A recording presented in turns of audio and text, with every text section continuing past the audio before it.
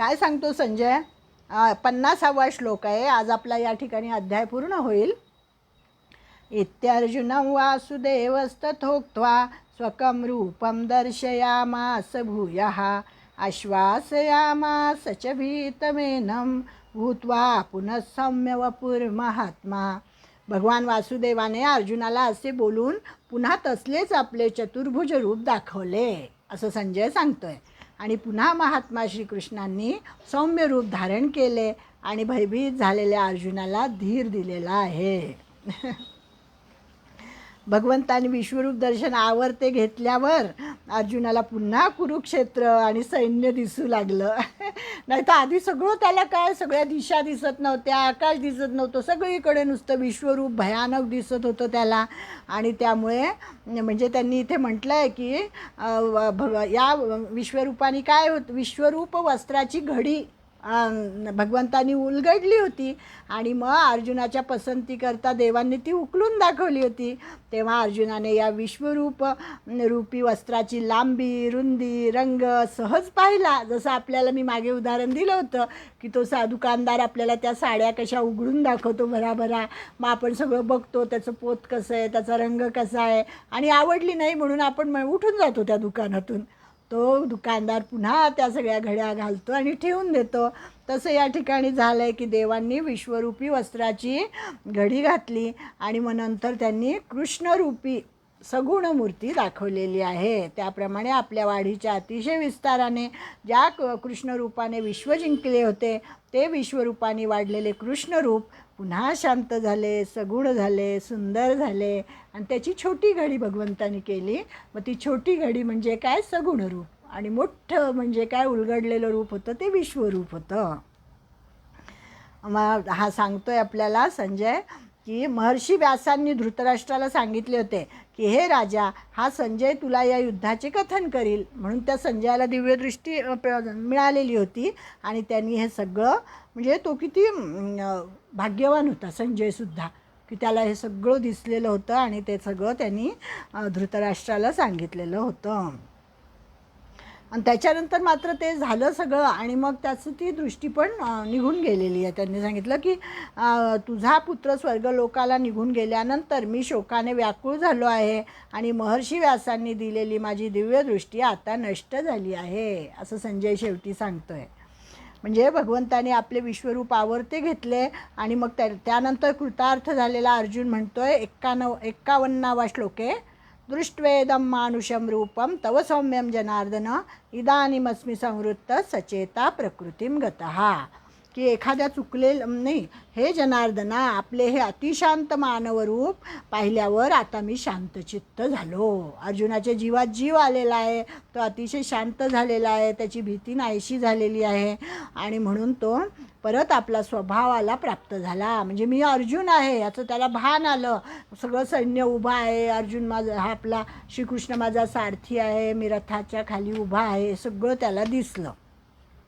म्हणजे एखाद्या चुकलेल्या लहान मुलाला त्याची आई पुन्हा प्राप्त व्हावी त्याप्रमाणे झालेलं आहे. की त्याला जो स्तनपानाचा आनंद होतो की माझी आई आता सापडलेली आहे, तसा आनंद अर्जुनाला झाला ते चतुर्भुज रूप पाहून, असं त्यांनी सांगितलेलं आहे. अर्जुन पुन्हा एकदा सचेता झाला आणि तो परत भगवान श्रीकृष्ण त्याला म्हणतात, श्री भगवान उवाच, 52वा श्लोक आहे, सुदुर्दर्शमिदं रूपं दृष्टवानसि यन्मम देवाप्यस्य रूपस्य नित्यं दर्शनकांक्षिणः. की जे माझे हे चतुर्भुज रूप तू पाहिले ते पाहावयास मिळणे अति दुर्लभ आहे, कारण सर्व देवसुद्धा नेहमी या रूपाच्या दर्शनाची इच्छा करीत असतात. भगवंतांनी अर्जुनावर कृपा केली पण रूपदर्शनाची दुर्लभताही स्पष्ट केली. तरी विश्वात्मक रूपडे जे दाविले आम्ही तुझ पुढे, ते शंभूही परीन जोडे तपे करिता. अष्टांगादी संकटी योगी क्षीणता ती किरीटी, परी अवसरू नाही भेटी जयाची आहे. म्हणजे हे किती दुर्लभ आहे हे रूप आणि हे भगवंतांनी त्याला दाखवलेलं आहे. तो सांगतोय की तरी आम्ही तुझ्या पुढे जे विश्वरूप दाखवले ते शंकराला सुद्धा अनेक तपे केले तरी प्राप्त होत नाही. अर्जुना, योगी हे अष्टांग योगासारख्या संकटांना तोंड देऊन शिणतात, परंतु ज्या विश्वरूपाच्या दर्शनाचा प्रसंग त्यांना येत नाही. देव मनुष्य हे सगळं विश्वरूप दर्शनाच्या उत्कंठेने आतुर होऊन 8ही प्रहर विश्वरूपाची भेट होईल का म्हणून घोकीत बसतात. परंतु विश्वरूपासारखी गोष्ट कोणी स्वप्नात सुद्धा पाहिली नाही. असे हे विश्वरूप, ते हे तू आज प्रत्यक्ष सुखाने पाहिलेस. म्हणजे तात्पर्य काय, की भक्ताने विश्वरूपाचे म्हणजे निर्गुणाचे भान ठेवून सगुणाकडे यावे, हे भगवंताला इथे दाखवून द्यायचं होतं. विश्वरूपाचं भान ठेवायचं की असा हा भगवंत प्रचंड आहे. आणि मग त्याच्यामध्ये न रमता आपण भयभीत होतो, ते पाहून अर्जुन भयभीत झाला आणि पुन्हा सगुण मूर्तीवर त्यांनी ध्यान ठेवलं. आणि हेच भगवंताचं ध्येय होतं की भगवंताचे विश्वरूप दर्शन म्हणजे पाहावास मिळण्यास अतिशय दुर्लभ आहे. या दर्शनाची दुर्लभता भगवंत आता पुन्हा पुढच्या श्लोकात तेच सांगतात की नाहं वेद न तपसा न दानेन न चेज्जया शक्य एवं विधो द्रष्टुम दृष्टवानसी माम यथा. तू जसे मला पाहिले आहेस तशा प्रकारचे चतुर्भुज रूपाचे माझे दर्शन मिळणे वेदांनाही शक्य नाही, तपाने शक्य नाही, दानाने शक्य नाही, यज्ञानेही शक्य नाही. म्हणजे हे सुद्धा अवघडच आहे. चतुर्भुज पाहणंसुद्धा अवघड आहे आणि विश्वरूप पाहणं तर त्याहून अवघड आहे. म्हणजे भगवंताच्या दर्शनाची दुर्लभता या श्लोकामध्ये त्यांनी स्पष्ट केली आहे. की भगवंत कसे आहेत, सद्वस्तू आहेत. भौतिकातली कोणतीही वस्तू आपल्याला विकत घेता येते आणि विक्रीच्या मूल्यापेक्षा त्या वस्तूची किंमत कमी असते. बाजारात आपण जी वस्तू विकत घेतो ती वस्तू दुकानदार त्यांचा फायदा घेऊन विकत असतो. परंतु भगवंत म्हणजे परमात्मा ही अशी वस्तू आहे, तिला सद्वस्तू असं म्हणतात. म्हणजे साक्षात परब्रह्मच आहे आणि ती अमूल्य आहे. तिचं मूल्य कुठेही करता येत नाही. व्यावहारिक सत्तेतली कोणत्याही प्रकारच्या पैशांनी परब्रह्माला विकत घेता येत नाही असं त्यांनी सांगितलं. म्हणजे परमात्म्याच्या सृष्टीमध्ये देवता मानवांपेक्षा आयुष्य आणि भोग या गोष्टी श्रेष्ठ आहेत. देवता हे श्रेष्ठ आहेत मानवांपेक्षा. त्यांचं आयुष्यही मोठं आहे, त्यांच्याकडे सगळी भोग सगळी विपुल आहेत. परंतु आध्यात्मिक क्षेत्रात मात्र मानव श्रेष्ठ आहे देवांपेक्षा असं त्यांनी सांगितलं. की आपल्या शुद्ध क्रियमान कर्माद्वारे मानव उन्नत होऊ शकतो. देवांची योनी तशी नाही आहे. देवांना तिथे काय स्वर्गामध्ये फक्त कर्म करायचं, भोग भोगायचे आणि पुण्यकर्म जेवढं आहे तेवढं खर्ची पडलं की त्यांना परत खाली यावं लागतं. परंतु देवतांना मात्र हे स्वातंत्र्य नाही. म्हणूनच शास्त्रांनी मानव जन्म अति दुर्लभ मानलेला आहे. दुर्लभो मानुषो देहे असं म्हटलेलं आहे.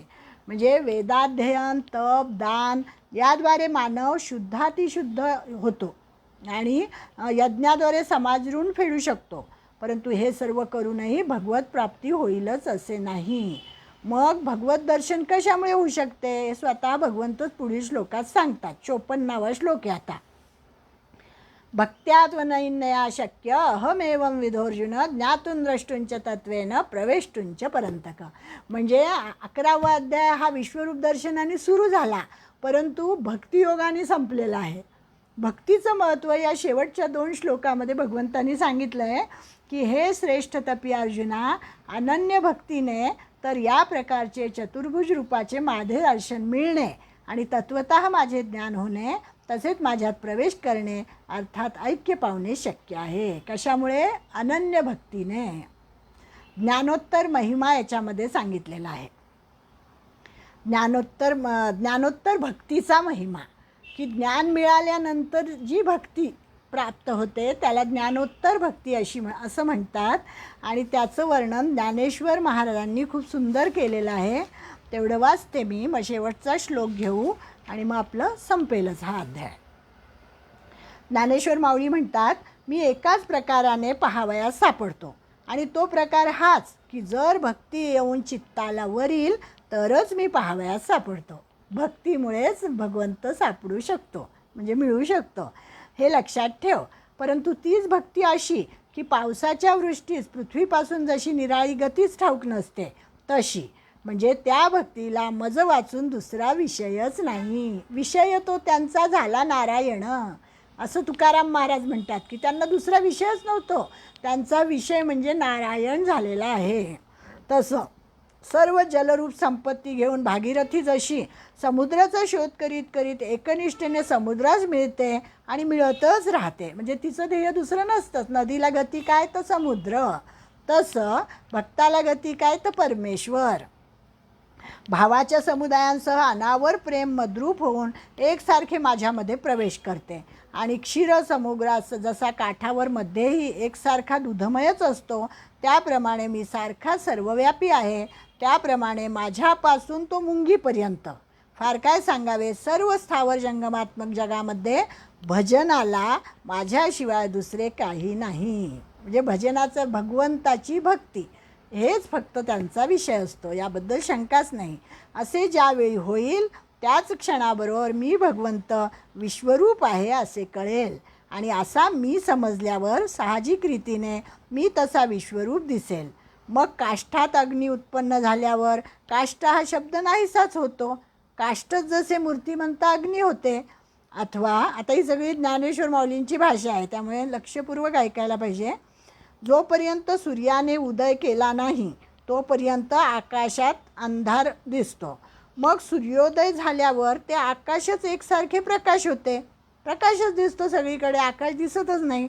त्याप्रमाणे माझे प्रत्यक्ष दर्शन झाल्यावर अहंकाराची एरझार संपते. अहंकाराचा नाश झाल्यावर द्वैत जाते, हे लक्षात ठेव. मग मी, तो आणि सर्व विश्व हे एक मीच स्वभावता आहे. फार काय सांगावे, तो ऐक्यभावाने माझ्यामध्ये सामावला जातो. भक्ताची स्थिती सांगितलेली आहे. म्हणजे याचा अर्थ असा नव्हे की वेदाध्ययन, यज्ञ, तप, दान यांचे अनुष्ठान निष्फळ आहे. ते तर करायलाच पाहिजे. जोपर्यंत देहात्मबुद्धी असते तोपर्यंत यज्ञही केले पाहिजे, कर्मही केले पाहिजे, दानही केलं पाहिजे, अध्ययनही केलं पाहिजे. एकदा देहात्मबुद्धी गेली म्हणजे मी म्हणजे हे शरीर नाही तर मी म्हणजे ब्रह्म आहे असं जेव्हा होईल तेव्हा चित्तशुद्धी होईल आणि त्यानंतर गुरु लाभतील. गुरुमुखातून वेदवाक्य ऐकलं जाईल आणि मग त्यानंतर भगवत स्वरूपाविषयी परोक्ष ज्ञान होईल, असं कठोपनिषदामध्ये सुद्धा सांगितलेलं आहे. छान सांगितलं इथे त्यांनी. आणि म्हणजे संपूर्ण गीताशास्त्राचा सारभूत अर्थ निःश्रेयस वा मोक्षलाभ आहे. सगळ्या गीतेमध्ये आपण कशासाठी गीता ऐकतोय? मोक्षासाठी, या जन्ममृत्यूच्या चक्रातून मुक्त होण्यासाठी म्हणून गीतेचं श्रवण आहे. त्यासाठी काय करायचं म्हणजेच हे आता भगवंत आता शेवटच्या श्लोकामध्ये आपल्याला सांगतात. 55वा श्लोक आहे. मत्कर्म कृन्मत्परमो मद्भक्त संगवर्जितः निर्वैरः सर्वभूतेषु यस्स मामेति पांडव. हे अर्जुना, जो पुरुष केवळ माझ्याच करता सर्व काही माझेच समजून यज्ञ, दान, तप आदी संपूर्ण कर्तव्य कर्मांना करणारा आणि माझ्या ठिकाणी परायण अर्थात मला परमाश्रय व परमगती मानून माझ्या प्राप्तीकरता तत्पर असतो, तो माझा भक्त. अर्थात माझे नाम घेतो, नामाचा गुणांचा प्रभाव त्याला माहीत असतो, माझ्या रहस्याचं श्रवण कीर्तन करतो, मनन करतो, ध्यान करतो, पठणपाठन करतो. म्हणजे बघा, विश्वरूपामध्ये सगळं भक्तीचं वर्णन शेवटच्या श्लोकात केलं आहे. प्रेमाने, निष्काम भावाने निरंतर माझा अभ्यास करतो, तो आसक्तीरहित असतो. स्त्री, पुत्र, धन, संपूर्ण सांसारिक पदार्थामध्ये तो ममतारहित असतो. सर्व भूत प्राण्यांचे ठिकाणी वैरभावरहित असतो, कोणाबद्दलही त्याच्यामध्ये वैर नसतं. तो अनन्य भक्तीचा पुरुष मलाच येऊन प्राप्त होतो. अशा पुरुषाला म्हणजे अशा भक्ताला मोक्ष मिळतो असं भगवंतांनी या ठिकाणी सांगितलं आहे, ओढलं जातं हे. ज्ञानेश्वर महाराजांनी यावर सुंदर भाष्य केलेलं आहे की जो भक्त माझ्या एकट्याकरता शरीराने कर्मे आचरतो, ज्याला जगामध्ये माझ्या अजून दुसरे काही चांगले नाही, ज्याचा इह परलोक हे सर्व केवळ मीच होऊन राहिलो आहे, ज्याने आपले जगण्याचे प्रयोजन माझीच प्राप्ती होणे हेच ठरवले आहे, तो भूते ही भाषा विसरला, कारण त्याच्या दृष्टीला माझ्याशिवाय दुसरा विषयच नाही, म्हणून तो निर्वैर झाला. म्हणून भगवंता यांनी सांगितलेलं आहे की तू निर्वैर होऊन युद्ध कर असं सांगितलेलं आहे अर्जुनाला. तो सर्व ठिकाणी मला ओळखून माझी भक्ती करतो. अरे अर्जुना, असा जो भक्त आहे त्याचे हे शरीर ज्यावेळी पडते त्यावेळी तो मीच होऊन जातो. या सांगतेच्या श्लोकात भगवंतांनी फार सुंदर क्रम आपल्याला सांगितलेला आहे. मत्कर्मकृत शेवटचा श्लोक आहे ना, 55वा. मत्कर्म कृन्मत्परमो मद्भक्त संगवर्जितः निर्वैरः सर्वभूतेषु यस्स मामेति पांडव. म्हणजे मत्कर्मकृत म्हणजे माझ्यासाठी कर्मे कर. मत्परमहा त्या कर्मामागचा हेतू स्वार्थी असत्वा इंद्रियाधिष्ठित नको असं कर्म पाहिजे. ते कर्मफल ईश्वरार्पण झालं पाहिजे. नंतर मद्भक्त म्हणजे माझा भक्त हो, हे रहस्य त्याच्यातलं सांगितलं. संगवर्जितः म्हणजे अनन्य भक्तीने बाह्यसंगही गेला पाहिजे, अंतसंगही तुटला पाहिजे. आणि सगळ्यात शेवटी सर्व भूतेषु निर्वैर म्हणजे मानव निर्वैर होतो आणि सर्व भूतांच्या कल्याणासाठी चंदनाप्रमाणे झिजतो. संत तसेच होते. संतांच्या विभूती सर्वत्र भगवंताचे दर्शन झाल्यावर वैर कुणाशी करणार. सगळीकडे तो जे जे भेटे भूत ते ते मानी जे भगवंत, हा भक्तियोगू निश्चित जाण माझा असं सांगितलेलं आहे त्यांनी. त्यामुळे तो निर्वैर होऊन ईश्वरालाच जाऊन मिळतो. भगवंत म्हणतात, हे पांडवा, अरे तू माझ्याच ठायी मिसळून जा. संपूर्ण कर्तव्य कर्म मला साक्ष ठेवून कर, किंबहुना मलाच अर्पण कर. मतपरायण हो, माझा भक्त हो, अनासक्त कर्मयोग आचरण कर. म्हणजे मग काय होईल तर तू माझ्यामध्येच मिसळून जाशील आणि आपले अद्वैत प्रस्थापित होईल. म्हणजे मी आणि तू एकच होऊन जाऊ. जीव आणि शिव एकच होऊन जातील. तू माझ्यामध्येच मिसळून जाशील आणि आपले केवळ नीतिधर्माची नाही, आपले अद्वैत प्रस्थापित होईल. अरे ज्याचे कुणाशीही वैर नाही, जो केवळ नीतिधर्माची प्रस्थापना करण्यासाठी शत्रूशी लढतो, त्याची कुणाशी व्यक्तिगत वैर नसते. आणि म्हणून अर्जुना, तू बाण टाक आणि कौरवांचे पारिपत्य कर. म्हणजे तू धनुष्य उचल आणि युद्ध कर असं सांगितलेलं आहे. अद्वैताची आत्मानुभूती आली की कार्यकारण भाव जातो. अर्थात मानव मायेच्या अविद्येच्या अतीत होतो. परब्रह्माचा साक्षात अनुभव घेतो. मानवी जीवनाचा हाच अंतिम पुरुषार्थ आहे. म्हणून ज्ञानेश्वरावली म्हणतात ना की हे विश्वची माझे घर, ऐसी मती जयाची स्थिर, किंबहुना चराचर तोची झाला. ते पसायदानामध्ये शेवटी आहे 18व्या अध्यायामध्ये. म्हणजे अशा प्रकारे भक्तीची थोरवी या अध्यायामध्ये शेवटी सांगितली. कारण आता पुढचा अध्याय येणार आहे तो भक्तियोगाचा येणारा. 12वा अध्याय भक्तियोगाचा आहे. म्हणून त्यांनी अलगद आपल्याला त्या भक्तियोगाकडे नेलेला आहे. म्हणजे भगवंताच्या विभूती सांगणारा 10वा अध्याय महत्त्वाचा होताच. भगवंताचे साक्षात विश्वरूप दर्शन घडवणारा हा 11व्या अध्याय. म्हणजे दोन्ही अध्याय गीतेमधले अतिशय अनन्यसाधारण महत्त्व असलेले अध्याय आहेत. आणि गीतेतील निष्काम कर्मयोग आणि उपासना यांचे निरूपण या ठिकाणी संपलेले आहे. आणि आता 12व्या अध्यायाला ज्ञानेश्वरीमध्ये ज्ञानकांडाची आधी म्हटलेलं आहे. म्हणजे 12वा 13वा 15व्या अध्यायापर्यंत 14वा 15वा ज्ञानकांड सुरू झालेलं आहे. त्याच्यामध्ये सगळं गीतेतील ज्ञानकांडाचा प्रारंभ 12व्या अध्यायापासून आहे. इथे भगवंताच्या विश्वरूपाला आपण वंदन करू. आणि इथे त्यांनी ती ओवी दिली आहे, भरोनी सद्भावाची अंजुळी मिया ओविया फुले मोकळी अर्पिली अंघ्री युगुली विश्वरूपाच्या. म्हणजे मी शुद्ध भावनारूप ओंजळीमध्ये ही ओव्यारूपी मोकळी फुले भरून विश्वरूपाच्या दोन्ही पायांवर अर्पण केली असं ज्ञानेश्वर माऊली म्हणतात. आणि त्याचप्रमाणे आपणही म्हणूया की आतापर्यंत जो विश्वरूपाचा अभ्यास केला आणि तो करत करत आता आपल्याला भक्तियोगाकडे जायचं आहे. त्यामुळे पुढच्या रविवारी आपण भक्तियोगाबद्दल बोलू. आता या ठिकाणी मी थांबते आणि तुम्हाला नमस्कार करते, भगवंताला नमस्कार करते. ओम तत्सत् श्री कृष्णार्पणमस्तु.